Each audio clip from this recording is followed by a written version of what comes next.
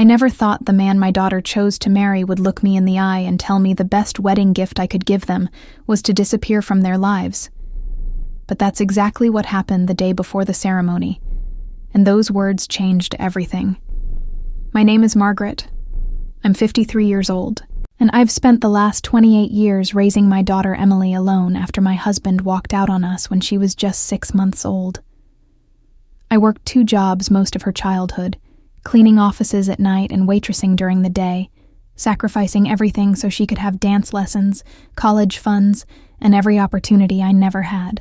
I lived in a modest 3-bedroom house in the suburbs of Denver that my parents left me, the only real asset I ever owned, and I'd always planned to sign it over to Emily as a wedding gift because that's what mothers do, right? We give everything to our children and expect nothing in return except maybe a little love and respect. Emily met Derek 3 years ago at a corporate event where she worked as a marketing coordinator, and from the first time she brought him home, something felt off about him, though I couldn't quite put my finger on what it was. He had this smooth way of talking, always knew the right things to say, but his eyes never quite matched his smile. You know what I mean? He worked in finance, wore expensive suits, and drove a car that cost more than I'd earned in 5 years. And he made sure everyone knew it. The way he'd casually mention closing deals worth hundreds of thousands of dollars, or how he'd just returned from some exotic vacation, always felt like he was measuring everyone around him and finding them lacking. But Emily was head over heels for him, talking about how ambitious he was, how he was going to give her the life she deserved, and who was I to stand in the way of my daughter's happiness.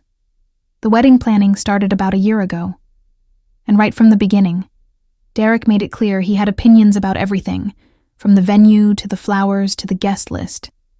Emily would come to me excited about ideas she had, simple and sweet touches that reflected her personality. And then the next week, she'd change everything, because Derek thought they should go bigger, fancier, more impressive. The wedding budget ballooned from $15,000 to $40,000, to eventually nearly $70,000.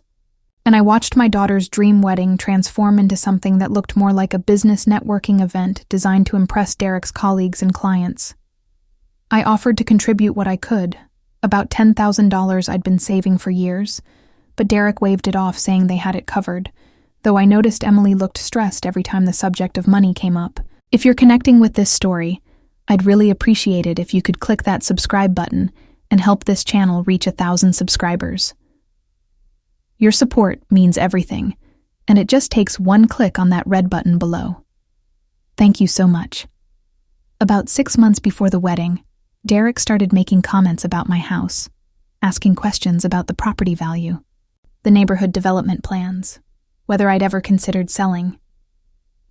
At first, I thought he was just making conversation. But then Emily mentioned one evening over coffee that they'd been looking at houses, and everything in their budget seemed too small or too far from Derek's office. She said it so casually, like she was just thinking out loud, but I could hear the hint of something else in her voice, almost like she was testing the waters. I told her I'd been thinking about signing the house over to them as a wedding present, that I could move into a small apartment, and they could start their married life with a real home. And the way her face lit up made every sacrifice I'd ever made feel worth it in that moment. But then Derek got involved in the conversation, and suddenly it wasn't about gratitude or family or love anymore. It was about property assessments and market values and investment potential. He started talking about renovations they'd want to do, knocking down walls to create an open concept, updating the kitchen with high-end appliances, converting the basement into a home theater. He talked about my home, the place where I'd raised my daughter and buried my parents' memories, like it was just a fixer-upper property he'd found on some investment website. Emily tried to soften his words, saying they were just dreaming about possibilities. But I could see she'd already been swept up in his vision of transforming my modest family home into something that looked like it belonged in an interior design magazine. The months leading up to the wedding were a blur of showers and parties and dress fittings, and I threw myself into being the supportive mother, helping with whatever I could, while trying to ignore the growing feeling in my gut that something wasn't right. Derek's family was wealthy. His parents lived in a gated community, and his mother wore jewelry that probably cost more than my car, and they made it subtly clear at every gathering that they thought their son was marrying beneath his station. His mother, Patricia, would make these little comments, asking Emily if she was sure she wanted to keep working after the wedding, or mentioning how Derek's previous girlfriend had come from such a good family, always with a smile that didn't quite reach her eyes. I watched my daughter try so hard to fit into their world, changing the way she dressed, the way she talked, even the way she laughed, and it broke my heart a little more each time. 2 weeks before the wedding, I went to see my lawyer to finalize the paperwork for transferring the house to Emily and Derek. My lawyer, a woman named Sandra, who'd known me for 15 years, sat me down and very gently suggested I might want to reconsider, or at least put some protections in place. She explained that if I signed the house over to them jointly and they ever divorced, I'd have no claim to the property at all, and given that Derek came from money and Emily didn't, there was a power imbalance that concerned her. She suggested I either keep the house in my name and let them live there, or sign it only to Emily, or at the very least create a trust with stipulations. But I dismissed her concerns because I trusted my daughter, and I wanted to give them a fresh start without strings attached. The day before the wedding, I went to the venue to help with last-minute setup, carrying boxes of decorations and favors, my back aching and my feet sore, but I was happy to do it. Emily was running around stressed about a million little details. The florist was late, the caterer had questions about the seating arrangements, and Derek's family had just arrived and were already complaining about their hotel rooms. I was in the back room steaming wrinkles out of table linens when Derek came in, and I thought he was looking for Emily, but he closed the door behind him and said he needed to talk to me privately. The tone of his voice made my stomach drop even before he started speaking. He stood there in his expensive casual clothes, arms crossed, and told me he wanted to be honest with me before we became family. He said that Emily had been talking to him about how guilty she felt about taking my house, how she worried about me being alone in some apartment, how she thought maybe we should all live together for a while until I got settled. He said this like it was the most ridiculous thing he'd ever heard, his face showing clear distaste at the very idea. Then he looked me straight in the eye and said that the best wedding gift I could possibly give them was to disappear from their lives, to take my outdated ideas and my working-class background and my need to be needed, and just step back so they could build their future without me dragging them down. I actually laughed at first because surely he had to be joking, but his expression didn't change, and I realized he was completely serious. He said Emily was too kind to tell me herself, but that she'd been complaining about feeling obligated to include me in their lives, about how embarrassing it was when I showed up to events in my discount store clothes, about how his family made comments about her mother being the help. He said that once they had the house, it would be easier for everyone if I just moved somewhere far away, maybe back to my hometown in Kansas, where I had a cousin, and that they'd visit once or twice a year so it wouldn't look bad. He actually used those words, so it wouldn't look bad, like our entire relationship was just about appearances. Please, if you're following along with this story, take just a second to click subscribe and help this channel grow. We're working toward 1,000 subscribers, and your support makes all the difference. Just hit that button below. It really helps. I stood there with the steamer still in my hand, watching him talk, and I felt something break inside me, not dramatically or loudly, but quietly, like ice cracking on a frozen lake. I asked him if Emily knew he was saying these things to me, and he smirked and said that Emily would agree with everything once she wasn't living under the burden of guilt I'd spent her whole life putting on her. He said I'd raised her to feel obligated to me, that I'd played the martyr single mother card her entire life, and now she needed to be free to be the woman he knew she could be without me holding her back. He said all of this calmly, rationally, like he was explaining a business decision, and then he patted my shoulder and told me he knew I'd do the right thing because I loved my daughter. After he left, I stood in that room for a long time, just staring at the wall, my mind completely blank. Then I very carefully finished steaming the linens, packed up my things, and walked out to my car. I sat in the parking lot and called Sandra, my lawyer, even though it was 7 in the evening, and thank God, she answered. I told her I needed to see her first thing in the morning, before the wedding, and that I needed to make some changes to my will and the property transfer immediately. She heard something in my voice and said she'd meet me at her office at 7 a.m., no questions asked. That night I didn't sleep at all. I sat in my house, my parents' house, the house where I'd raised my daughter and celebrated every birthday and nursed every childhood illness, and I looked at everything with different eyes. I thought about every sacrifice I'd made, every double shift I'd worked, every time I'd gone without so Emily could have more, and I tried to reconcile that with the picture Derek had painted of a manipulative mother who'd burdened her daughter with guilt. Part of me wanted to call Emily, to ask her if any of what Derek said was true, but I realized I was terrified of what she might say, whether she'd defend me or whether she'd hesitate just long enough to break my heart completely. By the time the sun came up, I'd made my decision, and it wasn't made out of anger or revenge. It was made out of a cold, clear certainty that I deserved better than to be treated like a burden that needed to be managed. I got dressed, put on the outfit I'd planned to wear to the wedding rehearsal dinner, and drove to Sandra's office.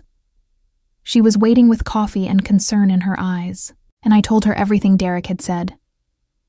She didn't look surprised, which told me her instincts about him had been right all along, and she asked me what I wanted to do. I told her I wanted to cancel the property transfer immediately.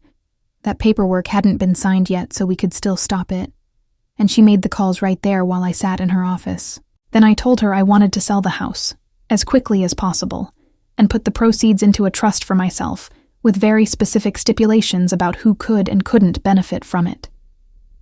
She warned me that selling a house quickly usually meant selling below market value, and I told her I didn't care, that I'd rather take less money than let Derek get his hands on a single brick of my family home.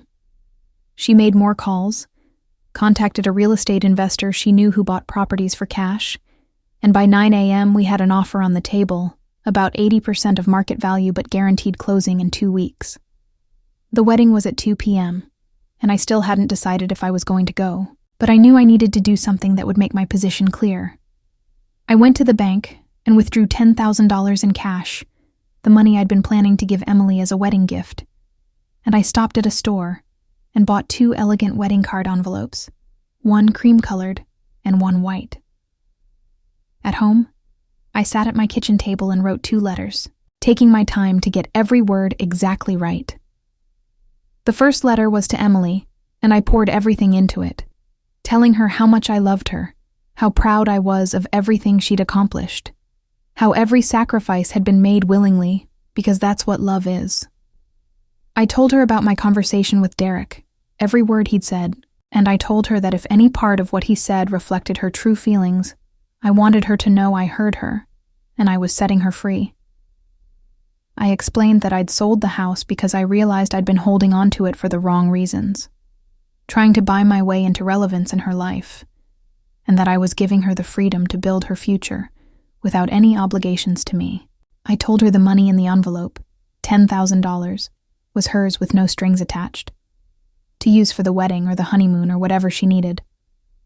And I told her that I would always love her, but that I was taking Derek's advice and disappearing, and if she ever wanted to find me, she'd have to want it enough to actually look.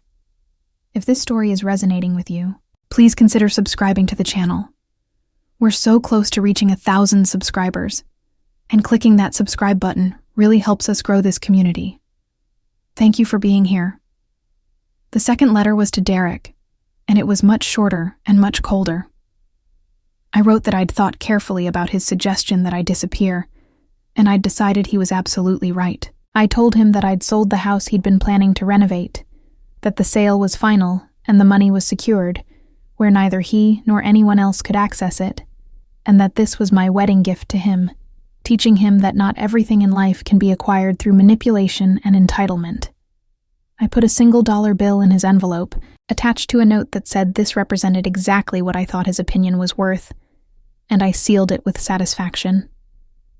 I got dressed in the mother-of-the-bride dress I'd bought months ago, a simple but elegant navy blue dress that had cost more than I usually spent on clothes, and I did my hair and makeup with care. I was going to show up to this wedding looking composed and dignified, and then I was going to leave and start the process of disappearing just like Derek had requested. I arrived at the venue at 1:30, early enough to avoid the crowd, but late enough that setup was complete. And I found Emily in the bridal suite surrounded by her bridesmaids and Derek's mother, Patricia. Emily looked absolutely beautiful in her wedding gown, and for a moment, I almost lost my resolve because she was still my little girl. But then Patricia made some comment about fixing Emily's hair because it looked too casual, and I remembered why I was doing this. I asked if I could have a moment alone with Emily, and the bridesmaids scattered, though Patricia hesitated until Emily nodded at her. Once we were alone, I hugged my daughter tight, breathing in the familiar scent of her perfume, and I handed her the cream-colored envelope. She looked confused, asking why I was giving her a card now instead of at the reception, and I told her I needed her to open it before the ceremony, that it was important. She opened it there in front of me, her hands shaking slightly, and I watched her face as she read the letter and saw the money. Her expression went through so many changes: confusion, shock, hurt, anger, and something that might have been relief or might have been guilt. I honestly couldn't tell. She looked up at me with tears in her eyes and asked if what I'd written about Derek was true, if he'd really said those things, and I just nodded. What happened next is something I'll remember for the rest of my life. Emily didn't immediately defend him, or call me a liar, or accuse me of trying to ruin her wedding. Instead, she just stood there crying silently, the letter trembling in her hands, and she whispered that she'd been afraid of something like this. She said Derek had been making comments lately about how maybe I was too involved, how maybe we should establish some boundaries after the wedding, but she'd thought he was just stressed about money and planning. She said she'd never thought he'd actually confront me, never imagined he'd say the things I'd written in the letter, but she also didn't say any of it was untrue or that she completely disagreed with him. I asked her point blank if she wanted me to disappear from her life, if she was embarrassed by me, if everything Derek had said reflected her feelings even a little bit, and she couldn't answer me. She just stood there crying, and her silence told me everything I needed to know. I kissed her forehead, told her I loved her, and I always would, and I turned to leave. She called after me, saying we needed to talk about this, that this wasn't the time, that we'd figure everything out after the wedding. But I kept walking, because I knew if I stayed, I'd break down completely. On my way out, I stopped by the groom's preparation room and knocked on the door. One of Derek's groomsmen answered, and I asked him to give Derek the white envelope, saying it was from the mother of the bride. I didn't wait to see Derek's reaction. I just walked out of that venue, got in my car, and drove away from my daughter's wedding without looking back. My phone started ringing before I even made it home, Emily calling over and over, then text messages, then calls from numbers I didn't recognize, probably bridesmaids or relatives. But I ignored all of them. I spent the rest of the day packing. I'd already made arrangements to stay with my cousin Janet in Kansas for a few weeks while the house sale went through, and I figured out my next steps. I packed my essentials, arranged for a moving company to put everything else in storage, and I left my house keys on the kitchen counter with a note for the real estate investor's representative. By 8 p.m., I was on the road driving east, my phone turned off, my old life disappearing in the rearview mirror. Please take a moment to subscribe if you haven't already.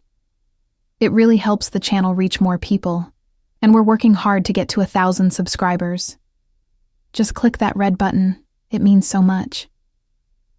The next few weeks were surreal, living in Janet's spare bedroom in a small town where nobody knew me or my story, sleeping 10 hours a night for the first time in years, because my body was finally releasing decades of exhaustion. Janet didn't ask many questions. She just fed me comfort food and let me cry when I needed to, and talked about normal things like her garden and her book club. I kept my phone off for the first week, not ready to face whatever messages were waiting, but eventually I had to turn it on to handle the house sale paperwork. I had over 200 missed calls and probably 100 text messages, mostly from Emily, but also from people I barely knew, distant relatives and family friends, all with opinions about what I'd done. Emily's messages were a journey through the 5 stages of grief, starting with confusion and denial, saying surely I was just upset and I'd come back, then anger, accusing me of ruining her wedding and being selfish and dramatic, then bargaining, promising we'd work everything out if I just came home, then depression, saying she missed me and didn't understand how I could just abandon her. But there was no acceptance, no real apology, no acknowledgement that maybe Derek's words or her silence had been the actual problem. Derek had sent exactly 3 messages, all short and cold. The first said I was making a huge mistake, and that legal action was being considered, though for what I couldn't imagine since I'd done nothing illegal.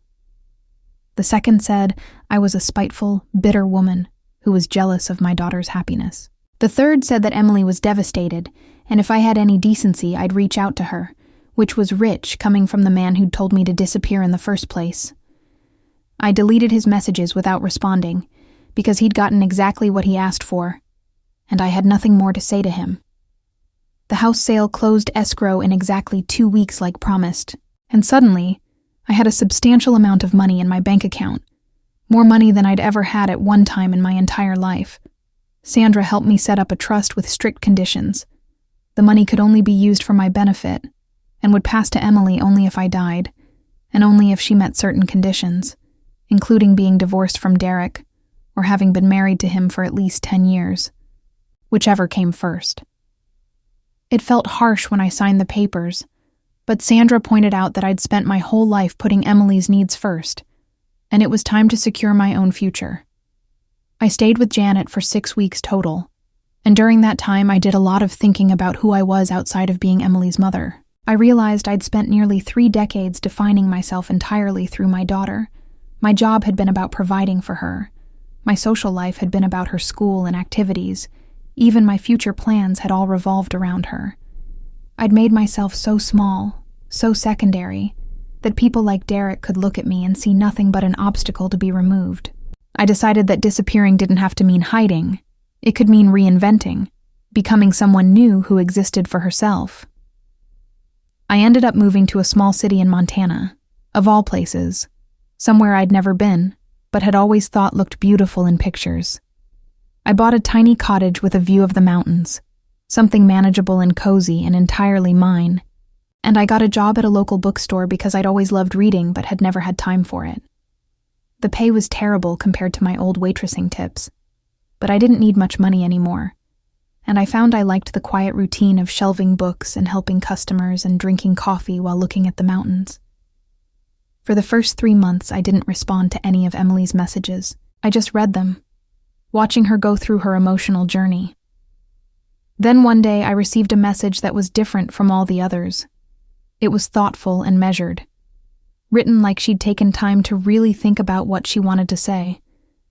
She said she'd been in therapy, individual therapy, not couples therapy, which I noted, and her therapist had helped her see some patterns in her relationship with Derek that concerned her. She said she'd started remembering little comments he'd made over the years, ways he'd subtly put me down or isolated her from her own history and background. And she was beginning to understand that what he'd said to me wasn't an isolated incident, but part of a larger pattern. She said the wedding had happened, but it felt empty without me there. That she'd cried through most of the reception, and Derek had been angry about it, saying she was ruining the day by being emotional. She said their honeymoon had been tense because she couldn't stop thinking about our last conversation and his role in it. She said she didn't know how to fix what had been broken, but she wanted to try if I was willing, and she understood if I wasn't. She gave me a new phone number, saying it was her personal cell that Derek didn't have access to, and she said I could reach her there if and when I was ready. I sat with that message for 2 weeks before I responded, and when I did, I kept it simple. I told her I was glad she was in therapy and that I hoped it was helping her. I told her I loved her and I missed her, but that I needed time to figure out who I was outside of being her mother. I told her I wasn't ready for regular contact yet, but that I'd reach out when I was. I didn't tell her where I was living or what I was doing, because I needed this space to be entirely mine for a while longer. If you've stuck with me through this whole story, I'd be so grateful if you'd subscribe to the channel. We're building a community here, and every subscriber brings us closer to our goal of 1,000. It just takes one click on that subscribe button, and it really makes a difference.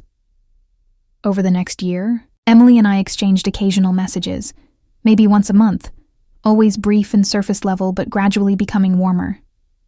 She told me small things about her life, a promotion at work, a new hobby she'd taken up, problems with the house they'd bought after my house sold to someone else, but she notably never mentioned Derek much except to say things were complicated. I told her small things too, about my bookstore job, about hiking in the mountains, about the stray cat that had adopted me, keeping it light and boundaried. Then one day, about 14 months after the wedding, she called me, actually called instead of texting, and when I answered, I could hear she'd been crying. She said she needed to talk to me, that she was sorry for calling out of the blue, but she didn't know who else to turn to. I told her I was listening, and she told me everything, how Derek had become increasingly controlling after the wedding, managing all their finances and giving her an allowance like she was a child, criticizing her appearance and her work and her friends. She said he'd been pushing her to quit her job and have a baby, that he wanted her completely dependent on him, and when she'd resisted, he'd started threatening divorce and telling her she'd end up poor and alone like her mother. That last part made my blood boil. But I kept my voice calm and asked her what she wanted to do. She said she wanted to leave him, but she was scared, that he'd been making threats about what he'd do if she tried, that he told her he had lawyer friends who would make sure she got nothing in a divorce.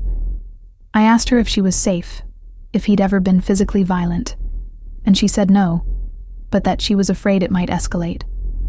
I told her to pack a bag with essentials and important documents, and to leave the house on some pretext, to go somewhere public, and then I told her something I'd been keeping secret. I told her where I was living. She showed up at my cottage in Montana 3 days later, driving across several states with her entire life packed in her car, looking exhausted and scared, and younger than her 28 years. I held her while she cried, and for the first time in over a year, I felt like her mother again, not because she needed me to solve her problems, but because she'd chosen to come to me. She stayed with me for 2 months while she worked with a divorce lawyer, and during that time we really talked about everything that had happened, about Derek's manipulation, about her silence in the bridal suite, about patterns we'd both fallen into. She told me that when Derek had read my letter to him at the wedding, his reaction had been terrifying. Not explosive anger, but cold rage. And he'd spent the entire reception making comments about me to anyone who would listen, painting me as mentally unstable and vindictive. She said she'd defended me, but weakly, still caught between wanting to believe in her marriage and knowing something was very wrong. She said it had taken months of therapy and small cruelties, and gradually waking up to realize that Derek had never loved her. He'd loved the idea of molding her into what he wanted. The divorce was ugly because Derek was exactly as vindictive as I'd suspected he'd be. But Emily's lawyer was excellent, and they'd only been married a year and a half, so there wasn't much to divide. Derek tried to claim Emily had mental health issues and was being unduly influenced by her unstable mother, but the court wasn't interested in his character assassination. He tried to drag out the proceedings to drain her resources, but Emily had started making good money at her job, and she was determined to see it through. 6 months after she left him, the divorce was final, and Emily was free. She decided to stay in Montana, finding her own apartment and a new job at a marketing firm in the city, building a life that was entirely hers. We saw each other regularly, but not constantly, maintaining healthy boundaries that we'd never had before. And our relationship became something different, better, based on choice rather than obligation. She dated occasionally, but wasn't in a hurry to jump into anything serious, focused instead on figuring out who she was outside of trying to be what other people wanted. Please, if you believe in supporting channels that share real stories, take a second to click subscribe. We're so close to 1,000 subscribers, and your support helps us keep creating content. Just hit that red button below. About 2 years after the wedding, Emily and I were having coffee at my cottage when she brought up something she'd been thinking about. She said she'd been going through old photos and had found pictures from her childhood. Pictures of birthday parties and school plays and holidays. All these moments where I was there but always in the background, always behind the camera or serving food or cleaning up. She said she'd realized that she had hundreds of photos of herself, but almost none of her and me together, because I'd always been the one taking the pictures, documenting her life while erasing myself from the narrative. She asked if I had any regrets about how I'd handled things, about selling the house and leaving her wedding and disappearing for those months, and I thought about it honestly before answering. I told her I regretted that it had to happen that way, that Derek's cruelty and her silence had pushed me to such drastic measures, but I didn't regret the actual decisions I'd made, because they'd saved me from a lifetime of being treated as an afterthought in my own daughter's life. I told her that disappearing had actually helped me reappear, not as somebody's mother or somebody's burden, but as Margaret, a whole person with my own interests and my own life. She cried and apologized again, saying she'd been so caught up in trying to fit into Derek's world that she'd lost sight of everything that actually mattered, including me. She said she'd been embarrassed by our modest background, because Derek and his family had made her feel like where we came from was something to be ashamed of, and she'd let herself believe that upward mobility meant leaving behind the people who'd helped her get there. I told her I forgave her, not because what had happened didn't hurt, but because I could see she'd done the work to understand how she'd contributed to the situation, and because holding on to anger would only poison us both. We talked about Derek occasionally, usually when he did something particularly petty like contesting some minor asset in the divorce or sending her nasty messages from fake accounts. Emily told me that his mask had completely dropped after she left, that the charming, successful man she'd fallen in love with had revealed himself to be insecure and controlling, and unable to handle any situation where he wasn't in complete control. She'd heard through mutual friends that he was already dating someone new, another young woman from a working-class background, and she felt sorry for whoever was next in line for his manipulation. One afternoon, about 3 years after everything had happened, Emily and I were hiking in the mountains near my cottage when she stopped on the trail and turned to me with this serious expression. She said she'd been offered a promotion that would require relocating to Seattle, a significant career move that she was excited about, but she wanted to know how I'd feel about her moving farther away. The question itself showed how much had changed between us, that she was asking rather than assuming, that she valued my input, but wasn't letting it dictate her choices. I told her I'd miss having her nearby, but I was proud of her for pursuing opportunities, and we'd figure out visits and phone calls and making it work. Before she moved, we took a road trip together, just the two of us, driving through national parks and staying in cheap motels and talking about everything and nothing.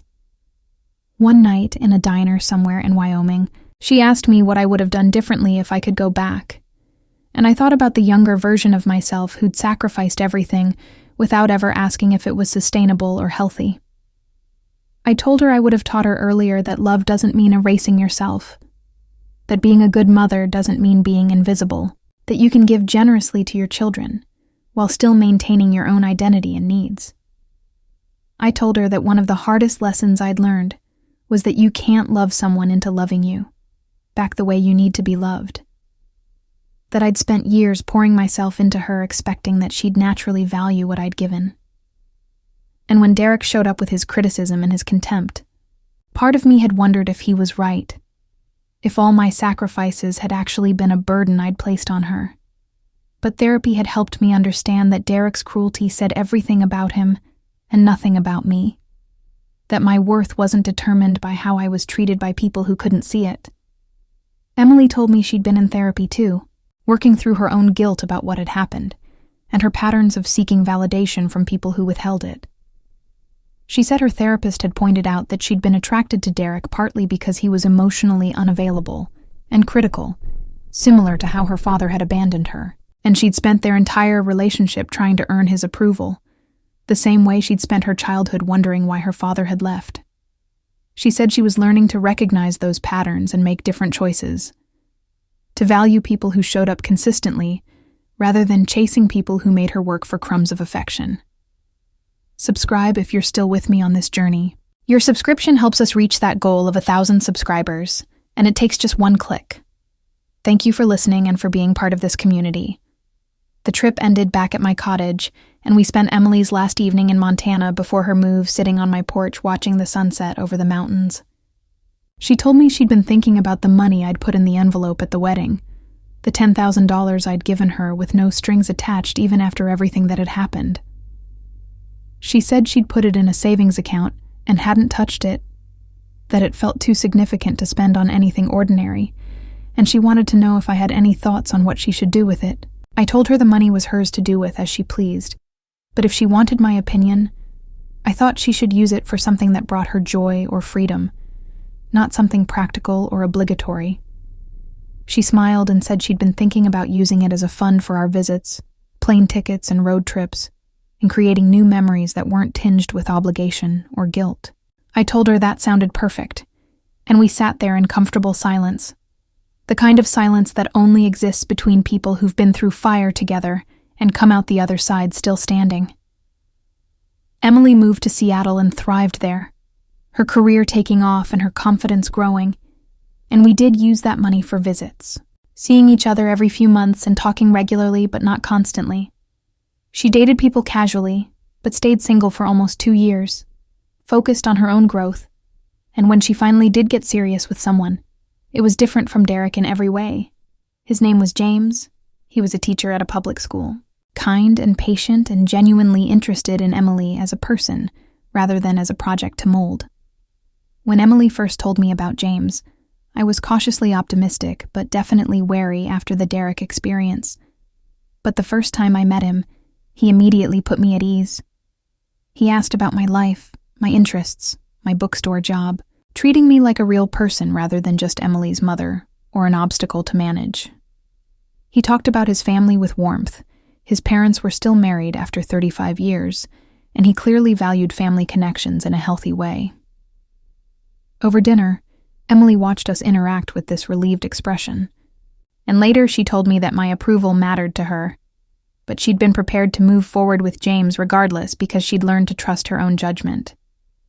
About a year into their relationship, James proposed, and Emily called me immediately, excited and happy, but also asking if I was okay with it, if it brought up bad memories from her first wedding.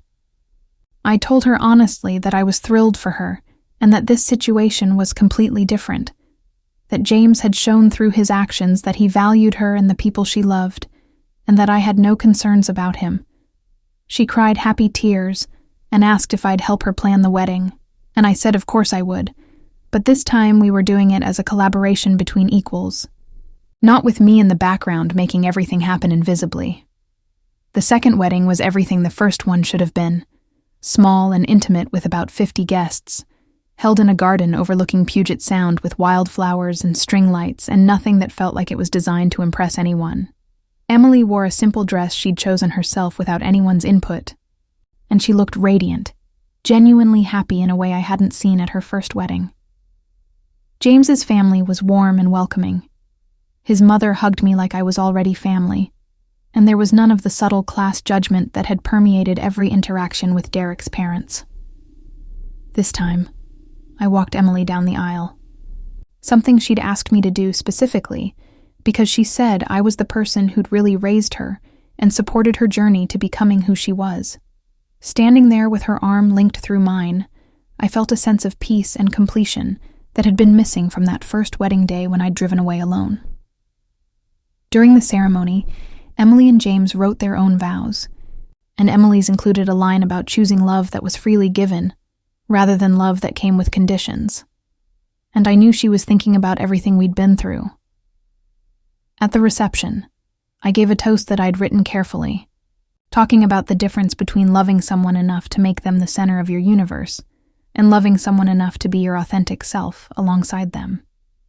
I talked about how proud I was of Emily for doing the hard work of understanding herself and making choices from a place of strength rather than fear. I didn't mention Derek or the first wedding explicitly, but everyone who knew our story understood the subtext, and when I sat down, Emily came over and hugged me for a long time, whispering thank you in my ear. If you've been moved by this story and want to see more content like this, please subscribe to the channel. We're working hard to build a community of 1,000 subscribers, and your click on that subscribe button really helps us grow. Thank you so much. The best moment of the evening came during the dancing when James asked me to dance, and we talked while swaying to some slow song. He told me that Emily had shared our whole story with him, everything that had happened with Derek and the house and my disappearance, and he wanted me to know that he understood why I'd made the choices I had. He said his own mother had sacrificed a lot raising him and his siblings, and he'd seen how people sometimes took advantage of that kind of selfless love, treating it like it was infinite and indestructible without recognizing it needed care and reciprocity. He told me he'd made Emily a promise that I would always be welcome in their home and their lives. Not as a guest they had to manage, but as family they wanted to include, and that if he ever made her feel like she had to choose between him and the people she loved, she had his permission to leave him immediately. I laughed at that, but I also appreciated the sincerity behind it, and I told him I could see why Emily had chosen him. He said something that stuck with me, that Emily had told him I'd taught her what love looked like through sacrifice, but that she'd had to learn on her own what love looked like with boundaries, and that both lessons were valuable. Emily and James bought a house together in Seattle, a modest but charming place they could actually afford without stress, and they made it clear from the beginning that I had a standing invitation to visit whenever I wanted. I went out to see them a few times a year, and they came to Montana occasionally, James falling in love with the hiking and the mountains just like I had. We developed easy, comfortable traditions, phone calls every Sunday morning, shared streaming service accounts where we'd watch the same shows and text about them, birthday packages mailed with care. About a year after their wedding, Emily called me with news that she was pregnant, and I could hear both excitement and nervousness in her voice. She said she'd been thinking a lot about motherhood, and about how she wanted to do it differently than she'd experienced it, with more balance and boundaries, making sure she maintained her own identity while also being present for her child. She asked me for advice, but not in the way she used to ask for advice when she wanted me to make decisions for her, instead asking as one adult to another, genuinely curious about my perspective while clearly trusting her own judgment. I told her the truth, that I'd loved being her mother, and wouldn't trade those years for anything, but that I'd lost myself completely in the role, and it had made me vulnerable to being devalued and dismissed. I told her that the best thing she could do for her child was to model what it looked like to be a whole person who had interests and relationships and an identity beyond parenthood, because children who see their parents as fully realized people learn to value themselves and others more completely. She listened carefully and said she and James had been talking about how to maintain their relationship and their individual interests while also being good parents, and I was proud of her for thinking about these things proactively. When Emily's daughter was born, a beautiful baby girl they named Claire, I flew out to Seattle to meet her and help for a week. Holding my granddaughter for the first time, I felt this rush of love, but also a clarity I hadn't had when Emily was born. I loved this baby fiercely, but I also knew my role was to be her grandmother, not to relive motherhood or to try to be indispensable. Emily and James were wonderful parents, sharing responsibilities equally, and they'd set up their lives to include help from various sources, rather than relying entirely on any one person, including me. Over the next few years, I watched Emily grow into motherhood with a confidence and balance I'd never managed, and I saw how her relationship with James remained strong, because they both worked to maintain it. They had date nights and took occasional trips without Claire. They supported each other's careers and hobbies, and they modeled for their daughter what healthy partnership looked like. When Claire was about 2, Emily told me that she was grateful for everything I'd sacrificed for her growing up, but she was also grateful that I'd eventually stopped sacrificing everything, because it had given her permission to set boundaries too. Please take a moment to subscribe if this story has touched you in any way. We're building something special here, and reaching 1,000 subscribers means we can keep sharing these stories. Just one click on that red button makes all the difference. Meanwhile, through mutual acquaintances and Emily's occasional updates, I heard bits and pieces about Derek's life after the divorce, and it followed a predictable pattern. He'd married again quickly, to a woman from a working-class background just like Emily. And according to what Emily heard, he was following the same playbook, trying to isolate her from her family and control her finances and mold her into his ideal. Emily felt guilty that she hadn't somehow warned this woman, but her therapist reminded her that people like Derek are skilled at making their victims look crazy if they try to speak up, and the new wife would have to come to her own realizations. About 4 years after Emily's divorce from him, Derek's second marriage also ended, and Emily heard through the grapevine that it had been even uglier than their divorce, with accusations of financial abuse and restraining orders. Part of me felt vindicated that his true nature kept revealing itself, but mostly I just felt sad that he was out there continuing to hurt people. Emily had moved so far beyond that chapter of her life that Derek barely registered as a thought anymore, which seemed like the best possible outcome. One day, completely out of the blue, I received a letter forwarded through several addresses before finally reaching me in Montana, and the return address was from Patricia, Derek's mother. I almost threw it away without opening it, assuming it would be hateful or accusatory, but curiosity got the better of me. Inside was a handwritten letter, and what I read shocked me into silence. Patricia wrote that she was reaching out to apologize for her behavior during Derek and Emily's relationship, that she'd been dismissive and elitist, and had contributed to making Emily feel unwelcome in their family. She wrote that Derek's second divorce had forced her to confront some uncomfortable truths about her son, that the pattern of failed relationships and the accusations from multiple women made it impossible to deny that he had serious problems. She said she'd been in therapy, trying to understand how she'd raised someone capable of such cruelty, and her therapist had encouraged her to make amends to people she'd wronged. She didn't make excuses or try to defend Derek. She simply acknowledged that she'd been wrong, that I'd clearly been a devoted mother who didn't deserve the treatment she and her family had given me, and that she hoped both Emily and I had found happiness. I sat with that letter for a long time, reading it multiple times, trying to decide how I felt about it. Eventually, I wrote back, a brief note thanking her for the apology and acknowledging that it took courage to admit wrongdoing. And I told her that Emily was happy and thriving, and that I hoped she and Derek both found whatever healing they needed. I didn't maintain contact beyond that one exchange, but I appreciated the closure the apology provided, the acknowledgement that I hadn't been crazy or oversensitive or wrong to feel hurt by how I'd been treated. Life continued peacefully in Montana, and I found myself building a community and an identity I'd never had when my entire focus was on being Emily's mother. I made friends through the bookstore and through hiking groups. I dated occasionally, though.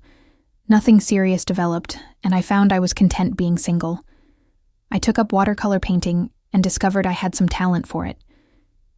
I was living a life that was entirely my own, not defined by anyone else's needs or expectations, and it felt revolutionary after decades of self-erasure.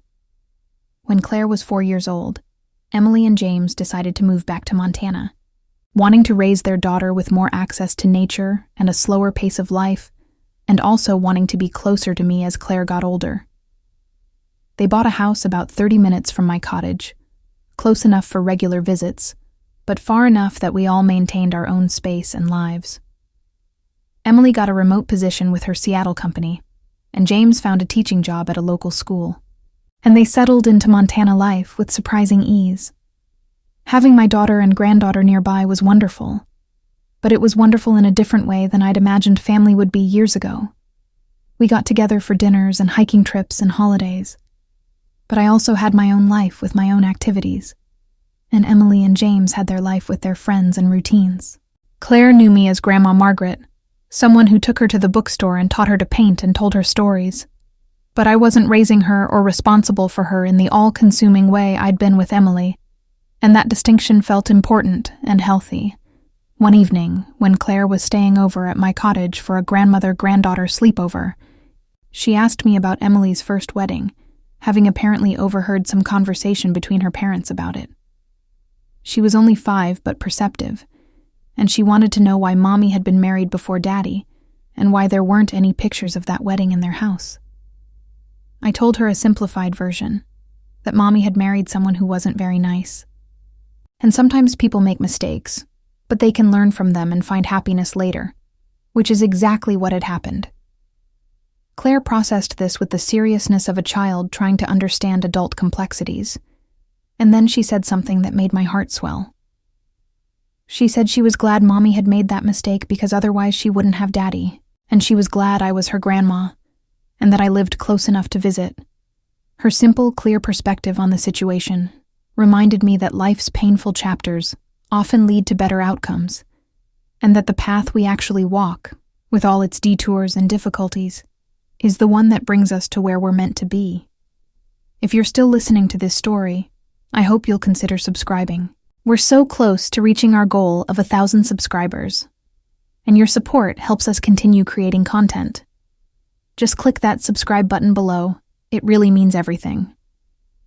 Emily and I eventually had a conversation where she asked me detailed questions about my decision to sell the house and disappear, wanting to understand my thought process more fully now that she had some distance from the events. I told her honestly that in that moment after Derek's confrontation, I'd felt more worthless and disposable than I'd ever felt in my life, like everything I'd given and sacrificed had been not just unappreciated, but actively resented. I told her that selling the house hadn't been about punishing her or Derek.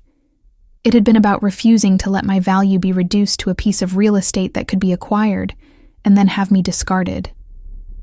She asked if I'd known how dramatic the gesture would be, if I'd understood that it would essentially blow up her wedding day, and I admitted that yes, I'd known exactly what I was doing. I told her that I'd needed to make a statement that couldn't be ignored or smoothed over, that would force everyone involved to confront the reality of what had been said and done.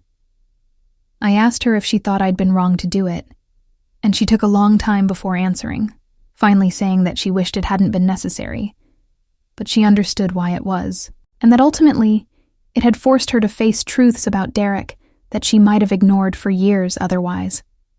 She told me something I hadn't known, that at the wedding reception, after reading both letters, Derek had completely spiraled, drinking too much and making a scene, ranting to anyone who would listen about ungrateful in-laws and vindictive women. She said several of his friends and family members had been embarrassed by his behavior, that it had been the first crack in his carefully maintained facade, and looking back she could see it had been the beginning of the end, even though the marriage had limped along for another year. She said part of her had been relieved when I left, as awful as that sounded, because it had given her permission to acknowledge that something was very wrong. We talked about forgiveness and whether she'd fully forgiven me for missing her wedding, and she said she'd realized there wasn't really anything to forgive, that I hadn't wronged her by protecting myself, and that her initial anger had been misdirected pain about the situation as a whole. She said she'd had to forgive herself more than anything, for being complicit in Derek's treatment of me, for staying silent when he'd insulted me, for being embarrassed by the background that had actually shaped her into a resilient, hardworking person. She said one of the most valuable things therapy had taught her was that children don't owe their parents self-erasure as payment for being raised, but they do owe them basic respect and consideration, and she'd failed at that.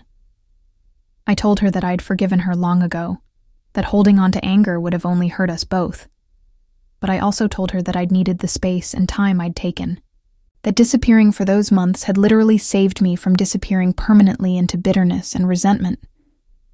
I told her that in some ways, Derek had done me a favor by being so blatantly cruel, because it had forced me to value myself in a way I'd never done before, to stop waiting for other people to recognize my worth and start insisting on it myself. Time passed. Claire grew from a small child into a bright, curious kid who loved books and hiking, and asking endless questions about everything. Emily and James's marriage remained strong, weathering the normal stresses of work and parenting and life without falling apart, and I watched them navigate challenges with communication and mutual respect. I continued working at the bookstore, eventually becoming the manager when the owner semi-retired, and I continued painting, even selling a few pieces at a local gallery. One fall afternoon, about 7 years after that first disastrous wedding, Emily and I were hiking together while James watched Claire, and we stopped at a viewpoint overlooking a valley filled with golden aspen trees. Emily said she'd been thinking about what I'd written in that letter I'd given her before the wedding. About how every sacrifice had been made willingly because that's what love is. And she said she finally understood the difference between sacrificial love and self-destructive love. She said she was trying to teach Claire that loving someone doesn't mean making yourself smaller, that you can be generous and giving, while also maintaining your own identity and needs. I told her I was proud of her for learning that lesson, that it had taken me 53 years to figure it out, and she'd managed it by 32, which put her way ahead of where I'd been. We laughed about that, and then she asked me if I was happy, genuinely happy with my life in Montana, and my quiet routines and my solitary cottage. I told her honestly that I was happier than I'd ever been, that I'd discovered I actually enjoyed my own company, that I had friendships and interests that were entirely my own, and that my relationship with her and Claire felt healthier precisely because it wasn't the only thing giving my life meaning. She told me she'd been worried after I first moved to Montana that I was isolating myself, that disappearing had turned into hiding, but she could see now that I'd been building rather than hiding, constructing a life that was sustainable and fulfilling. She said James had pointed out that I seemed more present during our visits now than I'd been during her childhood, that before I'd always been doing things for her, but now I was actually with her, and the distinction mattered. I hadn't thought about it in those terms, but she was right. I'd spent so many years serving and providing that I'd forgotten how to simply be with people. Before you go, please subscribe to this channel if you haven't already. We're working toward 1,000 subscribers, and every single subscription helps us reach that goal and continue sharing stories. Just click that red subscribe button. It takes 1 second and means the world. On the 8th anniversary of that first wedding, the one I'd walked away from, Emily called me with an unusual request. She said she and James had been talking, and they wanted to do something symbolic to mark the anniversary of what she called the day everything changed. She wanted to have a small gathering at their house, just the 3 of us adults after Claire went to bed, where we could acknowledge what had happened and how far we'd all come. She said it wasn't about dwelling on the past, but about recognizing that painful moments can lead to growth, and she wanted to honor the courage it had taken for me to walk away and the work it had taken for her to face her own complicity.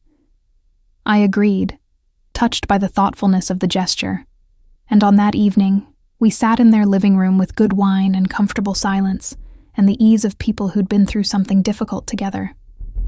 Emily had framed one of my watercolor paintings, a mountain landscape from a hike we'd taken together, and she presented it to me, saying it represented new perspectives and hard-won peace. James gave a small toast about the importance of people who love you enough to tell you hard truths, even when it costs them something, and we drank to second chances and growth, and the family we'd become. Emily showed me something she'd kept all these years, the letter I'd written to her before the wedding, now carefully preserved in a frame. She said she read it sometimes when she was struggling with a decision, using it as a reminder to consider whether she was making choices out of love or out of fear, out of genuine desire or obligation. She pointed to the line where I'd written that I was setting her free, and she said that freedom had been the most valuable gift I'd ever given her, even more valuable than all the years of sacrifice, because it had forced her to choose what she actually wanted, rather than what she felt obligated to accept. We talked late into the night, sharing memories and perspectives, filling in details of our separate experiences of those painful months. I told them about my time at Janet's house, about the grief and relief I'd felt simultaneously, about the terrifying freedom of suddenly being accountable only to myself. Emily told me about the wedding reception, about feeling numb and disconnected, about going on her honeymoon knowing something was fundamentally wrong, but not yet having the courage to face it. James shared his perspective as someone who'd heard all these stories secondhand and fallen in love with someone still healing from them, talking about how Emily's growth had been evident even in their first conversations. As the evening wound down and I prepared to drive back to my cottage, Emily walked me to my car and hugged me tightly. She said thank you, not for any specific thing, but for everything, for raising her, and for letting her go, and for being brave enough to demand respect, even when it cost us both something. She said she hoped that if Claire ever needed her to make a difficult choice to protect her own dignity, she'd have the courage to do it, and she'd learned that courage from watching me. I told her that was the best compliment she could have given me, and I drove home feeling a sense of completion and peace I hadn't known I'd been seeking. Life continued its steady rhythm, seasons changing in Montana with dramatic beauty, Claire growing and learning, Emily and James building their life together, and me maintaining my own life that intersected with theirs but didn't depend on them. I dated occasionally, had a brief relationship with a retired forest ranger that ended amicably when we realized we were better as hiking buddies than romantic partners, and found I was genuinely content being single. The bookstore thrived under my management, becoming a community hub with reading groups and author events, and I found purpose in creating spaces where people could connect over stories. On Claire's 7th birthday, she asked if she could spend the weekend at my cottage, just the two of us, and Emily and James agreed. We spent 2 days hiking and painting and reading, and on the last evening, as we were making dinner together, Claire asked me about being brave. She said her teacher had been talking about courage, and she'd been thinking about what it meant to be brave in regular life, not just in emergencies or adventures.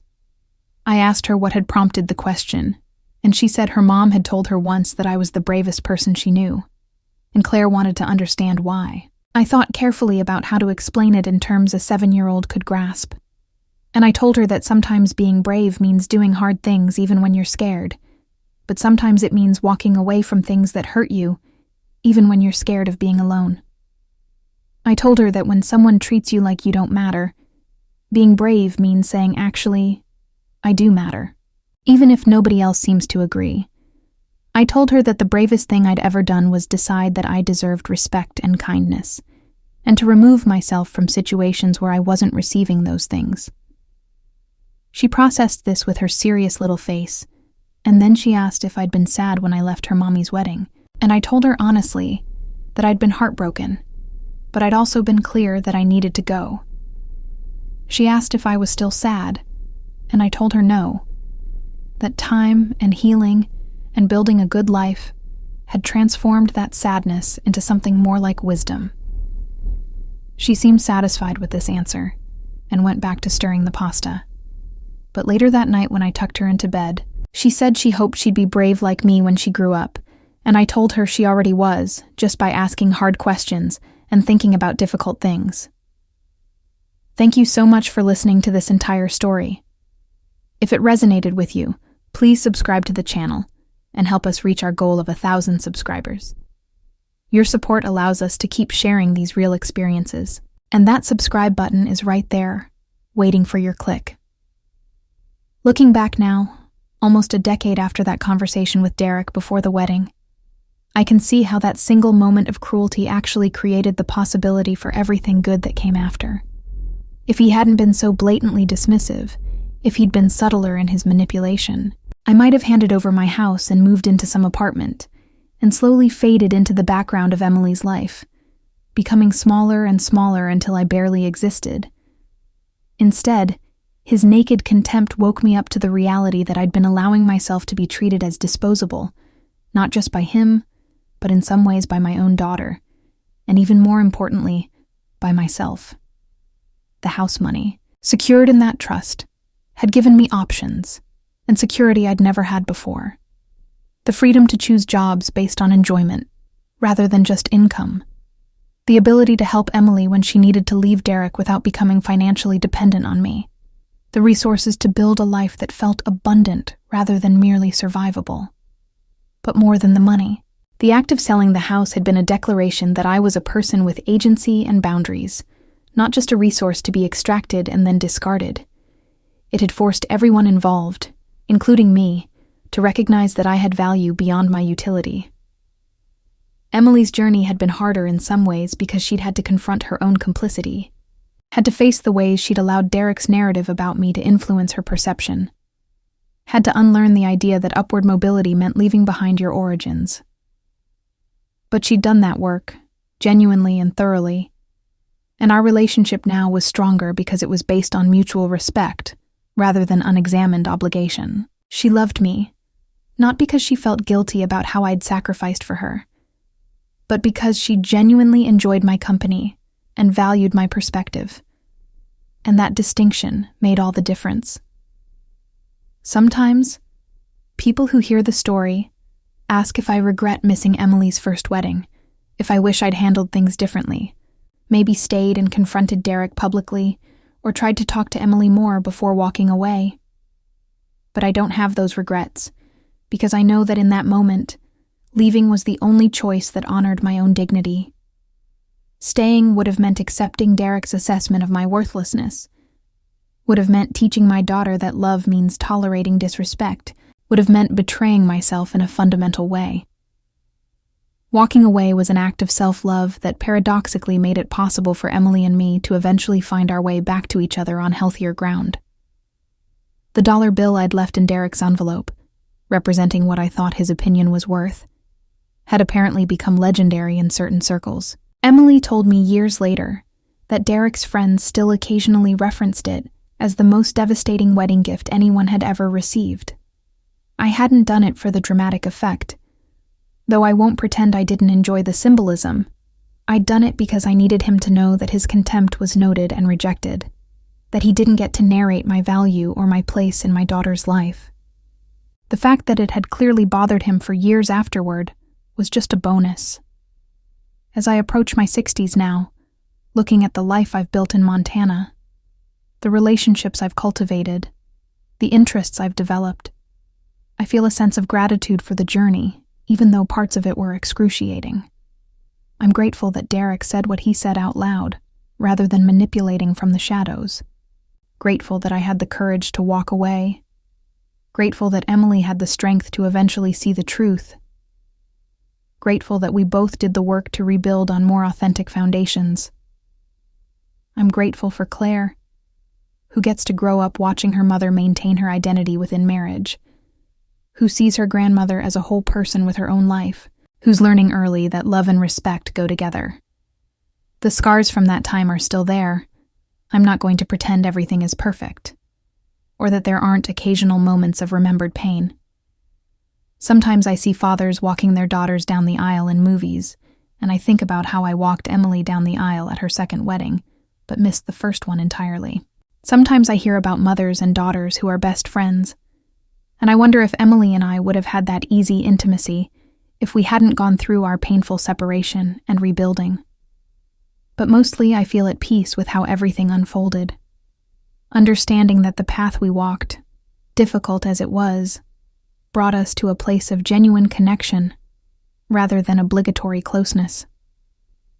Please, if this story touched you or made you think, subscribe to the channel. We're building a community of people who appreciate real, honest stories, and we'd love for you to be part of reaching that 1,000 subscriber milestone. Just click subscribe. It takes 1 second and helps more than you know.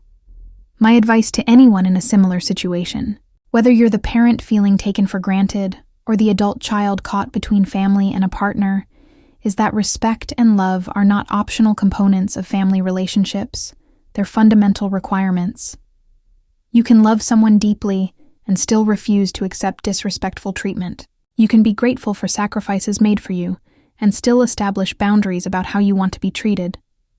You can walk away from toxic situations even when they involve people you love, because sometimes distance is the only thing that makes eventual closeness possible.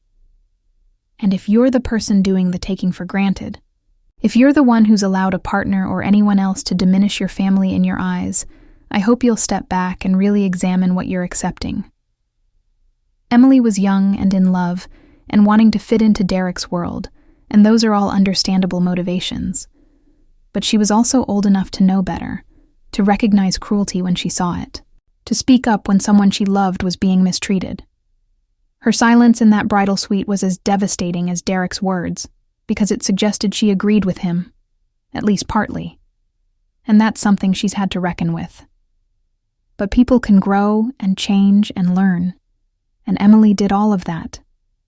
She did the uncomfortable work of examining her own behavior, of understanding how she'd contributed to a harmful dynamic, of changing her patterns and making different choices. She didn't just apologize. She fundamentally shifted how she approached relationships, and self-worth in family. That's what real growth looks like. Not just feeling bad about the past, but actively constructing a different future based on new understanding. As for Derek, I genuinely hope he's getting help and working on himself, though I have no way of knowing if that's happening. People like him, people who need to control and diminish others to feel powerful, are often deeply insecure underneath all the bravado. Maybe his multiple failed marriages will eventually prompt some self-reflection, or maybe he'll just keep repeating the same patterns with different victims. Either way, he's not my concern anymore. He served as a catalyst for necessary change in my life and Emily's life. And beyond that, he's just someone who exists in the world making his own choices. The cottage where I live now, my little sanctuary with its mountain views and its quiet routines, represents everything Derek thought I didn't deserve. Peace, contentment, a life built on my own terms. I wake up every morning and make coffee and watch the sunrise, and I feel wealthy in ways that have nothing to do with the money in my trust fund. I have friendships based on genuine connection, work that I find meaningful, a relationship with my daughter built on mutual respect, a granddaughter who knows me as a whole person, and most importantly, I have myself, fully present and accounted for, no longer disappeared into the background of someone else's story.